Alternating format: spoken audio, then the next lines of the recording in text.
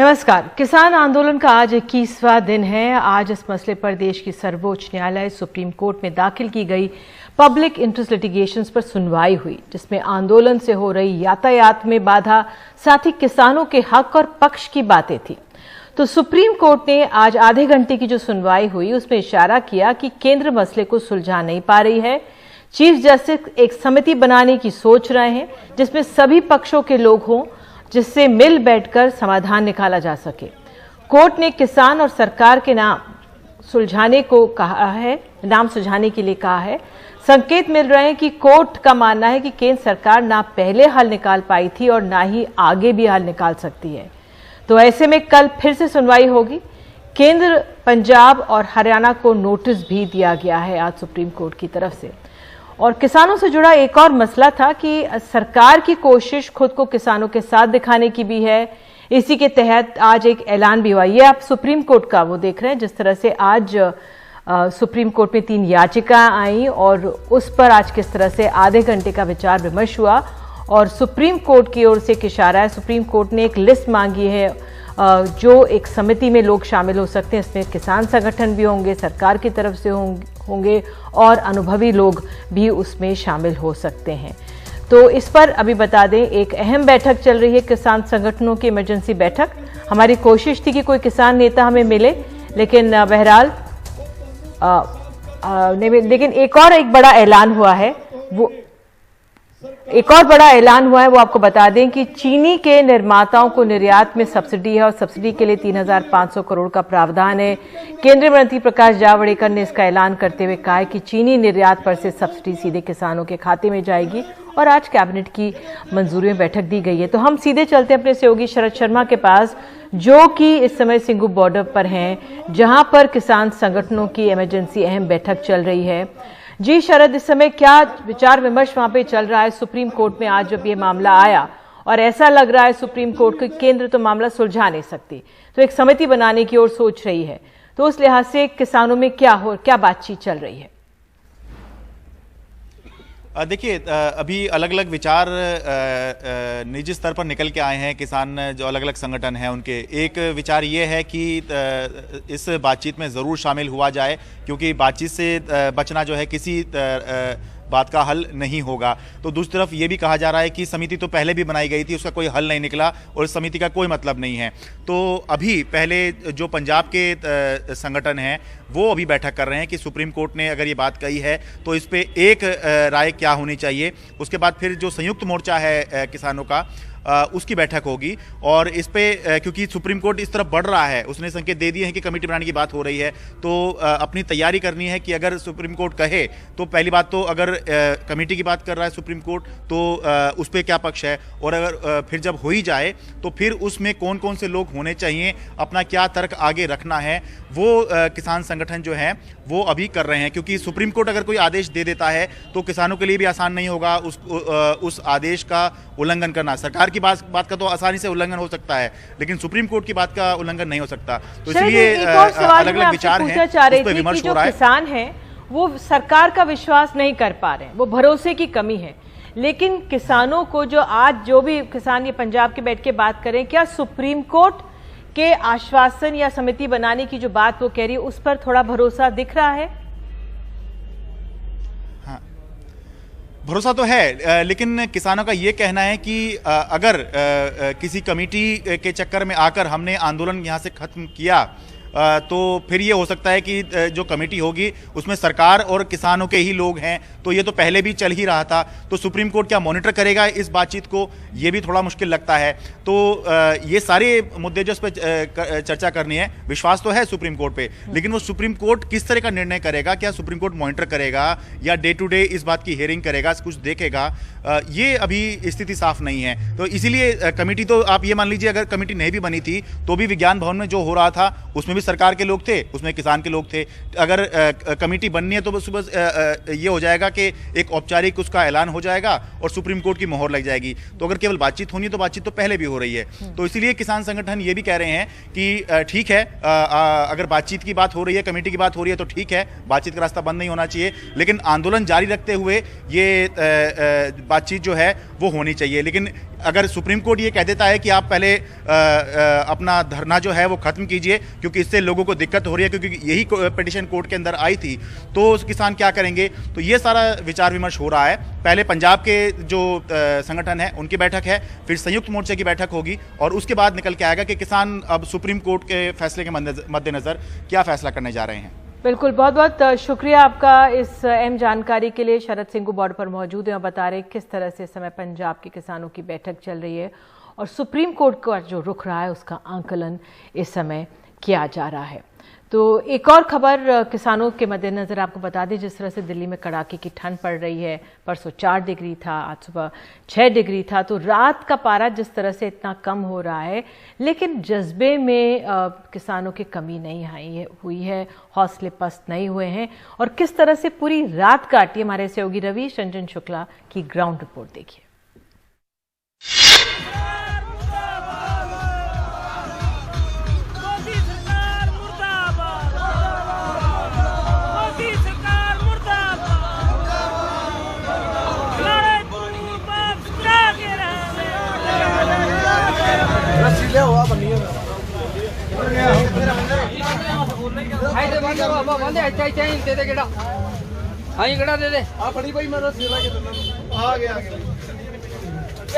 दिल्ली में कड़ाके की ठंड से बचने के लिए मानसा के खेड़ी गांव के नौजवान तेजी से तंबू लगा रहे हैं।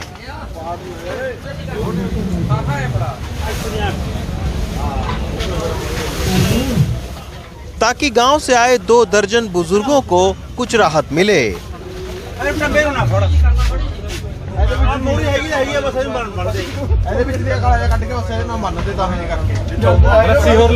ठंड बहुत ज्यादा पड़ रही है तो मानसा से फिर ये गर्म जो कंबल है, गद्दे हैं, इस तरीके से इसमें गद्दे हैं, तो ये सब लेकर, त्रिपाल लेकर जो है वो आए हुए हैं।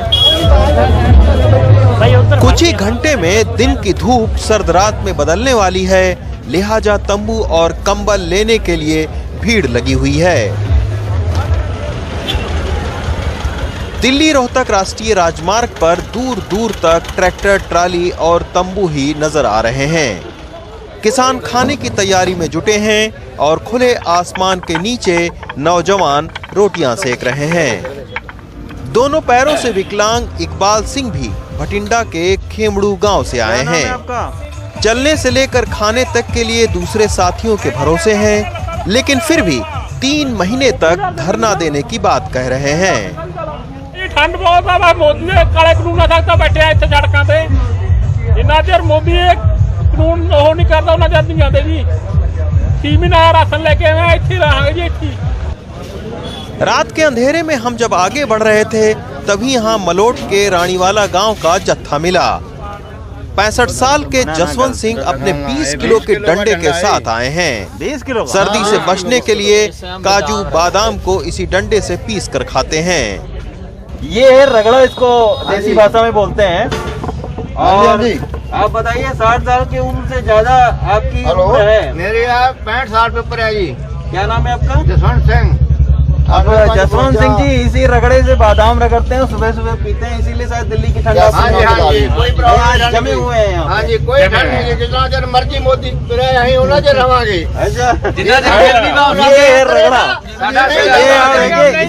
इसको उठाना भी बहुत मुश्किल, नहीं उठा सकता है। तो ये रगड़े से बादाम रगड़ कर और सुबह सुबह पीते हैं, इसलिए ठंड नहीं लग रही है। ये साड़ी 3 लाख की कोठी जिसमें रहते हैं। ट्रैक्टर के साथ लगी ट्रालियों को यहाँ के किसान 3 लाख की हवेली कहते हैं। जिनके पास ट्रैक्टर नहीं है उनके लिए इस तरह के प्लास्टिक तंबू लगाए गए हैं। तंबू और ट्राली से अलग भी सैकड़ों किसान सड़क के किनारे भी रात गुजार रहे हैं, लेकिन इन सब के बावजूद किसान हटने को तैयार नहीं है और सरकार बात करने को। मोदी साहब सुन रहे हैं तो हमारी रिक्वेस्ट है कि जल्दी जल्दी हमारा हल लगे ਅਸੀਂ ਤੇ ਹੁਣ ਘਰੋਂ ਕੋ ਜਾਈਏ ਜਾ ਕੇ ਆਪਣੀ ਖੇਤੀਬਾੜੀ ਸੰਭਾਲੀਏ। ਪੰਜਾਬੀ ਬੋਲ ਪਿਓ। ਤੇ ਜਿਵੇਂ ਅੱਜ ਉਹ ਕਹਿ ਰਿਹਾ ਕਿ ਅਸੀਂ ਬਿੱਲ ਪਾਸ ਨਹੀਂ ਕਰਨੇ ਵਿੱਚ ਸੋਧ ਕਰ ਦਿੰਨੇ ਆ, ਇਹਦਾ ਮਤਲਬ ਤੇ ਇਹੋ ਜੇ ਉਹਨਾਂ ਤੋਂ ਗਲਤੀ ਹੋਈ ਤਾਂ ਹੀ ਸੋਧ ਕਰਨਗੇ। ਤੇ ਅਸੀਂ ਹੱਥ ਜੋੜ ਕੇ ਬੇਨਤੀ ਕਰਦੇ ਹਾਂ ਕਿ ਸੋਧ ਕਰਨ ਦੀ ਬਜਾਏ ਤੁਸੀਂ ਬਿੱਲ ਖਾਰਜ ਕਰੋ ਤੇ ਅਸੀਂ ਘਰੋਂ ਘਰੀ ਜਾਈਏ ਤੇ ਅਸੀਂ ਇੱਥੇ ਬਹਿ ਕੇ ਕੀ ਲੈਣਾ। ਜਾਗੇ ਜਾਗੇ ਜਾਗੇ ਨੀ ਮੇਰੇ ਪਿੰਡਾਂ ਦੇ ਲੋਕ, ਮੈਨੂੰ ਜਾਣ ਤੋਂ ਵੀ ਵੱਧ ਕੇ ਪਿਆਰੀ ਹੈ ਆਜ਼ਾਦੀ। ਅੱਜ ਦੀ ਦਿਹਾੜੀ ਰੱਖ ਡੋਲੀ ਦੀ ਮਾਲਾ। 15 किलोमीटर में फैले इस धरने में रात के वक्त भी हजारों किसानों को कभी इस तरह का नुक्कड़ नाटक तो डॉक्यूमेंट्री भी दिखाई जाती है और भोर में जागो रे निकाला जा रहा है। दिल्ली के गिरते पारे और सर्द रात ने लोगों को घरों में दुबकने को मजबूर कर दिया, लेकिन दिल्ली रोहतक राजमार्ग पर हजारों किसानों की जो रात है वो ट्रैक्टर पर गुजर रही है। इन सब के बीच सरकार और किसान के बीच में चल रही बातचीत की गर्माहट भी खत्म हो गई है, जो सबसे बड़ा चिंता का सबब है। दिल्ली रोहतक राजमार्ग से रवीश रंजन शुक्ला, एनडीटीवी इंडिया। और रवीश की एक और रिपोर्ट है। दिल्ली के टीकरी बॉर्डर पर आज सैकड़ों किसान परिवारों की महिलाएं इकट्ठा हुई, जिनके पति, भाई या बच्चों ने कर्ज के चलते आत्महत्या कर ली है। इन पीड़ित महिलाओं ने कहा है कि पहले ही पंजाब में किसानों की आत्महत्या बढ़ रही है। ऐसे में अगर इस बिल को लागू किया गया तो महंगाई और गरीबी बढ़ेगी, जिससे किसानों की खुदकुशी में और तेजी आ सकती है।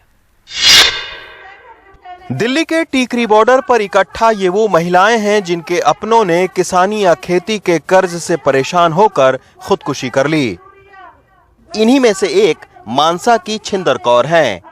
आधा किला जमीन पर खेती और मजदूरी करके इनके पति मगर सिंह अपना परिवार पालते थे। लॉकडाउन में मजदूरी छूट गई, 7 लाख का कर्जा था, परेशान होकर खुदकुशी कर ली। इन्होंने खुदकुशी की ਕਰਜ਼ੇ ਵਾਸਤੇ ਹੀ। ਸਾਡੇ ਕੋਲੇ ਜ਼ਮੀਨ ਅੱਧਾ ਕਿੱਲਾ ਹੀ ਤੇ ਇਹ ਬਸਤੇ ਮਾਨਸਈਆਂ ਦੇ ਲੱਗੇ ਹੋਏ ਸੀ। 300 ਰੁਪਏ ਦਿਹਾੜੀ ਰੋਜ਼ ਕਮਾਉਂਦੇ ਸੀਗੇ ਤੇ ਲਾਕਡਾਊਨ 'ਚ ਕੁਝ ਨਹੀਂ ਕਰ ਸਕੇ ਤੇ ਵੀ ਸਾਡੇ ਹਾਲਾਤ ਮਾੜੇ ਹੋ ਗਏ। ਇਹਨਾਂ ਨੇ ਖੁਦਕੁਸ਼ੀ ਕਰ ਲਈ ਜੀ, ਪਰ 7 ਲੱਖ ਕਰਜ਼ਾ ਹਜੇ ਵੀ ਸਾਡੇ ਸਿਰ ਹੈ। 2 ਮੇਰੇ ਬੇਟੇ ਨੇ ਵੀ ਕੁਝ ਨਹੀਂ, ਹਜੇ ਕੁਝ ਵੀ ਨਹੀਂ ਕਰ ਸਕਦੇ ਉਹ। अपनी आप बीती सुनाने पंजाब के लहरागागा से सरजीत कौर भी आई हैं। 10 साल पहले खेती के कर्जे से परेशान होकर इनके जवान बेटे गुरमेल सिंह ने आत्महत्या कर ली। उसकी मौत के बाद 1 किला जमीन भी बिक गई। अब सरजीत कौर और उनकी बहू दूसरों के यहाँ मजदूरी करते हैं। कर्जा चढ़ गए ज्यादा, फसल हो ही नहीं, भुखे मरन वाला हीला दी, दिहाड़ियां करके खांदे थे। ਅਸੀਂ ਵੀ ਦਿਹਾੜੀਆਂ ਕਰਦੇ ਆ, ਸੱਸ ਨੂੰ ਵੀ ਮੇਰੀ ਲੋਕਾਂ ਦੇ ਕਰਦੀ ਆ, ਮੈਂ ਵੀ ਲੋਕਾਂ ਦਾ ਤਾਣਾ ਤਾਗੀ ਕਰਕੇ ਤਾਂ ਟਾਈਮ ਟਪਾ ਰਹੇ ਆ। ਪਕਾ ਲਾਨੇ ਖਾ ਲਾਨੇ ਦਿਹਾੜੀ ਕਰਕੇ। ਬੇਟਾ ਹੈ ਕਿੱਲਾ ਠੇਕੇ ਤੇ ਲੈ ਲੈਂਦਾ, ਭੈਣ ਭਾਈ ਦਵਾ ਦਿੰਦੇ ਨੇ, ਗੁਜ਼ਾਰਾ ਹੋ ਜਾਂਦਾ है। पंजाब यूनिवर्सिटी की एक रिपोर्ट में कहा गया कि 2000 से 2016 के बीच 16,500 आत्महत्याएं हुई हैं। भारतीय किसान यूनियन के मुताबिक महंगे खाद और बीज की वजह से किसान पहले कर्जा लेने पर मजबूर होता है, फिर फसल की अच्छी कीमत न मिलने पर खुदकुशी कर लेता है। किसान संगठनों को अंदेशा है कि नए कृषि कानून के आने से किसानों में खुदकुशी का ट्रेंड बढ़ सकता है। ਅੱਜ ਜਿੱਥੇ ਮੋਦੀ ਸਰਕਾਰ ਨੇ 3 ਆਰਡੀਨੈਂਸ ਜਾਰੀ ਕੀਤੇ ਆ, ਉਹ ਕਹਿ ਰਿਹਾ ਹੈ ਵੀ ਇਹ 3 ਜਿਹੜੇ ਆਰਡੀਨੈਂਸ ਨੇ ਇਹ ਲੋਕਾਂ ਦੇ ਭਲੇ ਦੇ ਨੇ। ਅਸੀਂ ਮੋਦੀ ਸਰਕਾਰ ਨੂੰ ਦੱਸਣਾ ਚਾਹੁੰਦੇ ਆ, ਸਰਕਾਰ ਕਿਸਾਨਾਂ ਤਾਂ ਪਹਿਲੇ ਹੀ ਕਰਜ਼ਈ ਨੇ, ਪਹਿਲੇ ਹੀ ਖੁਦਕਸ਼ੀਆਂ ਦੇ ਰਾਹ ਪਏ ਵੇ ਨੇ। ਜੇ ਇਹ 3 ਕਾਨੂੰਨ ਪਾਸ ਹੁੰਦੇ ਨੇ, ਜਿਹੜਾ ਕਿਸਾਨ ਹੈ ਉਹ ਖੁਦ ਹੀ ਮੰਨਦੇ ਆ ਤੇ ਇਹ ਵੱਡੀ ਕਤਾਰ ਦੇ ਵਿੱਚ ਹੋਰ ਖੁਦਕਸ਼ੀਆਂ ਹੋਣੀਆਂ। एनसीआरबी का डाटा कहता है कि बीते साल 42,480 खेतिहरों और दिहाड़ी मजदूरों ने आत्महत्या की है, जो देश में होने वाली कुल आत्महत्याओं का 30% से ज्यादा है और 2018 की तुलना में 6% ज्यादा है। शायद इसी वजह से किसानों से जुड़े संगठनों को लगता है कि जब निजी हाथों में किसानों की फसल की खरीद होगी तो कीमतें मिलना और मुश्किल होगा।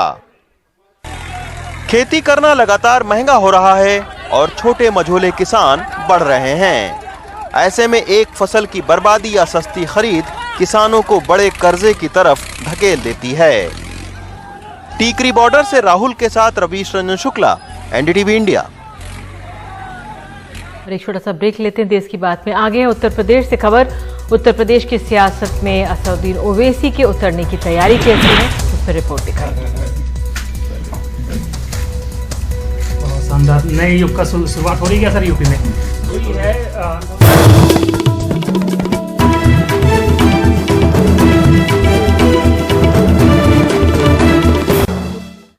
और अब पश्चिम बंगाल की चुनावी सियासत। बंगाल में अगले साल चुनावों से पहले ममता बनर्जी को बड़ा झटका मिला है। उनके विश्वस्त शुभेंदु अधिकारी ने विधानसभा से इस्तीफा दे दिया है। तृणमूल कांग्रेस के नेता शुभेंदु अधिकारी ने विधायकी छोड़ दी है। कयास लग रहे हैं कि उनके साथ अन्य लोग भी जा सकते हैं। माना जा रहा है कि वे बीजेपी में शामिल होंगे 19 तारीख को मिदनापुर में। गृहमंत्री अमित शाह सप्ताह के अंत में बंगाल दौरे पर होंगे और बंगाल में मार्च अप्रैल में चुनाव होने वाले हैं। और इस पर अधिक जानकारी के लिए आइए सीधे बात करते हैं अपनी वरिष्ठ सहयोगी मोनादीपा बनर्जी से। मोनादीपा, आप हमें जरा ये समझाइए कि कितना बड़ा झटका है ममता बनर्जी के लिए। जी, अगर आप शुभेंदु के चाहने वाले हैं या शुभेंदु को आप पसंद नहीं करते हैं, फिर भी यहाँ पे ज्यादातर तृणमूल के लोगों का कहना है कि उसका जो इन्फ्लुएंस है वो 30 से 50 एमएलए सीटों पर जरूर है। और वो बस उनके अपने जिले ईस्ट मिदनापुर में ही नहीं, लेकिन बहुत सारे जिलों में जहाँ पे वो तृणमूल के होकर अध्यक्ष रहे, ऑब्जर्वर रहे, इंचार्ज रहे, और वो सभी डिस्ट्रिक्ट काफी चैलेंजिंग रहे हैं तृणमूल के लिए, जैसे मालदा, मुर्शिदाबाद, जो दोनों कांग्रेस के गढ़ रहे हैं। और फिर बांकुड़ा, ईस्ट मिदनापुर, वेस्ट मिदनापुर, झारग्राम, ये इस बेल्ट में आपको याद होगा माओइस्ट का भी एक इम्पैक्ट था 10 साल पहले, और तभी से शुभेंदु ने उनका अपना इन्फ्लुएंस वहाँ पे खटाया था, काम किया था, और उसका काफी एक कंट्रीब्यूशन रहा था in getting these district for the Trinamool. तो इन सभी जिलों को मिलकर लोगों का कहना है तृणमूल के अंदर ही या तो 30 या 50 तक सीट पे वो इन्फ्लुएंस कर पाएंगे। अभी कुछ देर पहले मैंने उनके एक सहयोगी से बात किया जिसको रिसेंटली एक्सपेल भी किया है तृणमूल ने, और उनका कहना है कि शीघ्र ही as many as 64 MLA Suvendu Adhikari के साथ चले आएंगे। ये अगर कुछ ज्यादा ही हो फिगर, एक्सेसिव भी क्लेम हो सकता है, लेकिन शुभेंदु अधिकारी का इम्पैक्ट जो होगा इस बारे में किसी को भी शक नहीं है। बिल्कुल मोनादीपा, बहुत बहुत धन्यवाद। अगर 64 विधायक उनके साथ जाते हैं, तृणमूल से चले जाते हैं, तो वाकई में ये बहुत ही बड़ा झटका होगा चुनावों से पहले ममता बनर्जी सरकार के लिए। और अब उत्तर प्रदेश की राजनीति। बिहार की कामयाबी के बाद ऑल इंडिया इंस्टीट्यूट मजलिस इत्तेहाद मुस्लिमीन अध्यक्ष असदुद्दीन ओवैसी अब उत्तर प्रदेश विधानसभा लड़ेंगे, और इसके लिए उन्होंने आज सुहेल देव राजभर पार्टी के से गठबंधन कर लिया है और शिवपाल यादव से बात करना चाहते हैं। चर्चा तो ये भी है कि उनका बीएसपी से गठबंधन होगा, लेकिन फिलहाल उन्होंने इससे इनकार किया है। ओवैसी यूपी में साथी तलाश रहे हैं। आज सुहेल देव भारतीय समाज पार्टी या एसबीएसपी से उनका तालमेल तय हुआ। हाँ, दो दिलों की मुलाकात होगी, जुबां चुप रहेगी मगर बात होगी। एसबीएसपी का 2017 चुनाव में बीजेपी से गठबंधन था और पार्टी अध्यक्ष ओम प्रकाश राजभर योगी कैबिनेट में मंत्री भी थे। बीजेपी से झगड़े के बाद अब एआईएमआईएम से अलायंस हो गया। यकीनन मैंने आज हमारी बातचीत हुई है और एमआईएम पार्टी जो है भागीदारी संकल्प मोर्चा के साथ रहेगी और इंशाल्लाह जनवरी में प्रोग्राम बनेगा और मीटिंग्स होंगी, क्योंकि पब्लिक मीटिंग्स का तो कोविड की वजह से रिस्ट्रिक्शन है, मगर जनवरी में और भी आम इसको आवाम से मुलाकातें होगी, मीटिंग होगी और यकीनन हम इस सफर में सर के साथ हैं और आगे बढ़ेंगे। एसबीएसपी राजभर जाति की पार्टी मानी जाती है। यूपी में राजभर वोट करीब 4% है। पूर्वांचल के बलिया, आजमगढ़, मऊ, गाजीपुर, चंदौली, देवरिया, जौनपुर और वाराणसी जिलों में इसका असर है। पूर्वांचल की 46 विधानसभा सीटों पे राजभर वोट 35,000 से 80,000 तक है। ओवैसी की नजर इनमें से उन सीटों पे होगी जहां मुस्लिम वोट की तादाद ज्यादा हो। वो कहते हैं कि वो यूपी का नाम बदलने नहीं, दिल जीतने आए हैं। जहां पर जिस वार्ड में योगी आदित्यनाथ मुख्यमंत्री यूपी गए थे, वो बीजेपी हार गई, वहां पर तीनों वार्ड हार गए। जहां पर अमित शाह गए वो वार्ड हार गए। हैदराबाद में हमने जितने सीट पिछले बार हमारे थे पूरे आ गए। तो मैं यहां पर नाम बदलने नहीं आया हूं, मैं दिल जीतने आया हूं और इंशाअल्लाह ताला हम दिल जीतेंगे। जनाब शिवपाल साहब उत्तर प्रदेश की राजनीति में एक बहुत बड़ा चेहरा है। ओवैसी ने अखिलेश यादव के चाचा शिवपाल यादव की भी काफी तारीफें की और बताया कि वो उनसे मुलाकात करना चाहते हैं, लेकिन इससे ज्यादा उनके मायावती के साथ जाने की चर्चा है, लेकिन फिलहाल वो इससे इनकार करते हैं। एक बड़ी चर्चा चली सर, बीएसपी से आपके अलायंस की अभी अफवाह थी कि क्या कर सकते हैं? ऐसी कोई बात नहीं।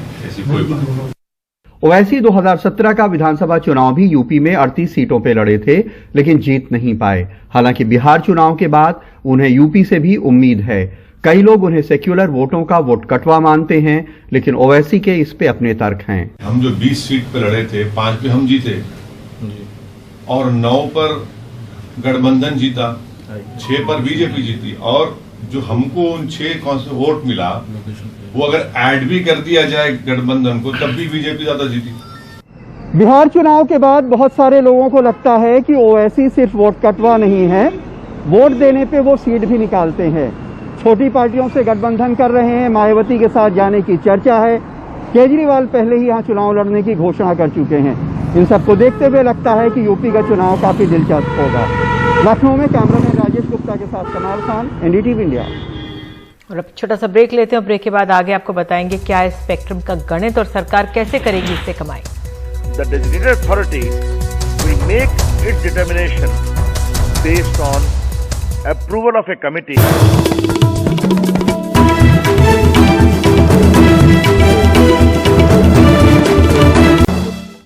सुबह हुई कैबिनेट की बैठक के बाद सरकार ने आज एक और ऐलान किया है। कैबिनेट ने स्पेक्ट्रम की नीलामी को मंजूरी दे दी है। ये नीलामी 20 साल के लिए होगी। कुल 2251.25 मेगाहर्ट्ज की नीलामी होनी है। नीलामी अगले साल मार्च में होगी। पिछली बार 2016 में ये नीलामी हुई थी।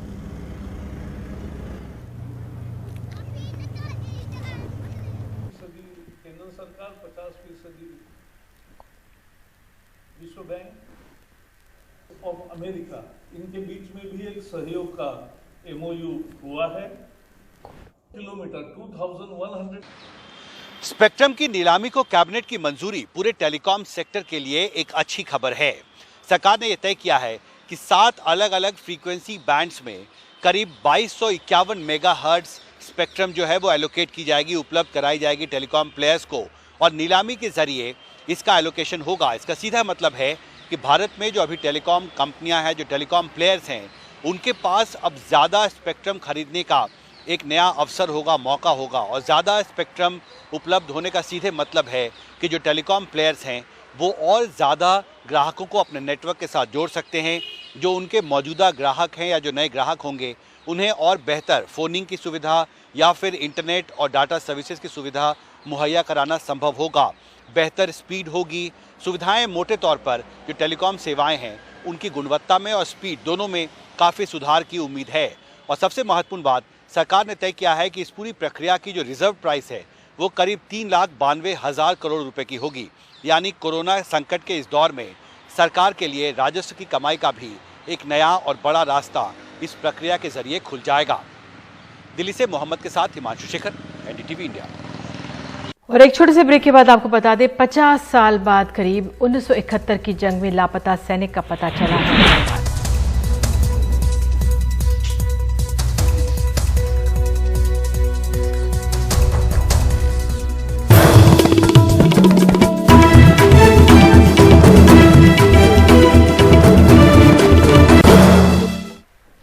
1971 के लापता एक फौजी के सही सलामत होने की खबर है और उसके परिवार में जाहिर खुशी की लहर दौड़ गई है। जालंधर के दातार नगर की 75 साल की सत्या देवी के पति मंगल सिंह 1971 की जंग में लापता हो गए। बाद में पता चला कि वो पाकिस्तान में हैं।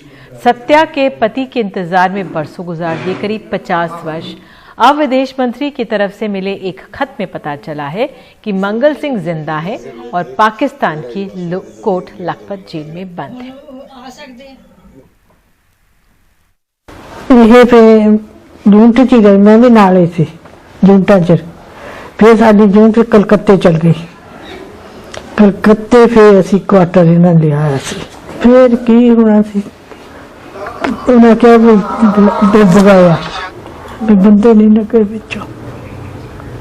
1971 ਦੇ ਆਏ। ਫਿਰ ਪਤਾ ਕਿੱਦਾਂ ਲੱਗਾ ਵੀ ਰੇਡੀਓ ਚ ਬੋਲੇ ਕੀ ਆਵਾਜ਼ ਕੀ ਆਈ?